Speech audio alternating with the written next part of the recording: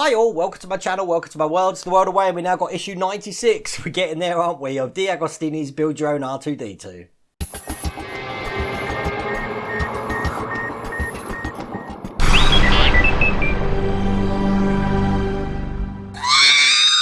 Okay, in this issue, we're fitting the motor for the drive shaft, and we're going to be putting the drive shaft in the motor. As you can see, I normally show this at the end, but in issue 97, we've got loads of clips there. So we're going to be doing a lot of wire tidy and a little camera and lens at the bottom as well. So we've got a camera coming in the next one. Get exciting. 3 more issues after this. Can you believe that? 97, 98, 4 more issues after this. Can you believe it?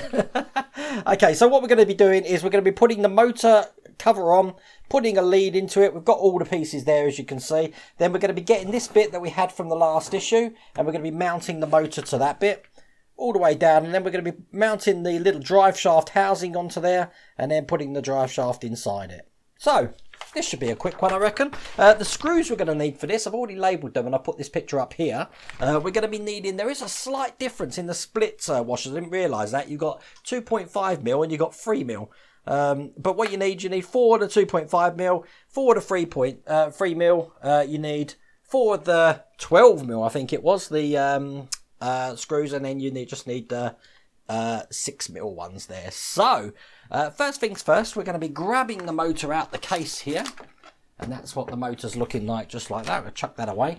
Okay, steps 1, 2 and 3, that's what the top of the motor looks like, and we're going to be putting it onto this little shroud here. And as you can see, you've got the little plug socket there. It's going to fit into that indent there, and this is just going to clip over the top.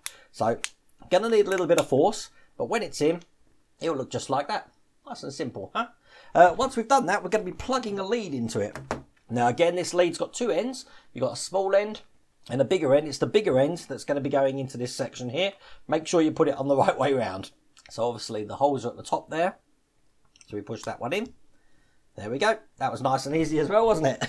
So now we're going to be mounting this motor onto this plate that we got in the last issue. I've got it this way round at the moment. It says BF75, so that's facing me. And basically this motor is just going to go underneath that, just like that. And we're going to be lining up these holes here, here, here, and here. And if you can feel that, you've got little mounting sort of pins in there, which is going to lock that in place. Now once that's on, this is going to be secured with the 3x12mm screws with a split washer over the top of it, the 3mm split washers, and they just go into these holes just here. So I'll get the first one in.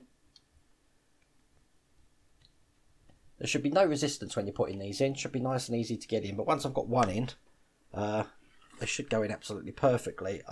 And there you go. Once they're all in, they're looking just like that, keeping this motor nice and tight into place. We want to keep it this way round now, because the next thing we're going to be doing when I turn the page is we're going to be putting this little bit of the unit that we made last time. Now the way this goes round is that if the motor's pointing this way, then this circular bit here is going to be facing the other way, and this is just going to fit on these 4 holes here. And as you can see, you've got 2 little lining pins there, which are going to match the 2 lining pins that we've got just at the bottom there. So we'll put that over the top, and that should sit itself nice and neatly in there, just like that. I'm going to put something underneath this. Am I using my Terminator? This Terminator head is invaluable. There we go, just to stop that going down. I've got my Terminator head there, because we're going to be putting the last of the 4 screws in there, which were the 2.5x6mm screws. And once again, we are putting split pins on these. So I'm just loading the split pins up as we go, and we'll get that in. They're screwed from this side. So once I've got one in, there we go, that's one. And I'll do the rest of the other 3 now. And there we go, that's the all 4 of those in, as you can see on the top there. So we've got the 4 pins mounting this to the bracket, and then the 4 screws mounting the drive shaft housing to the top of that. And then all we need to do is grab the actual drive shaft and put it in there so that the square end is going to fit over the square end that we've got just down there. See if you can see that in there like that. So when we put this in, it's going to fit over the top like that. Got some resistance now ready to be turned. And guess what? That's it.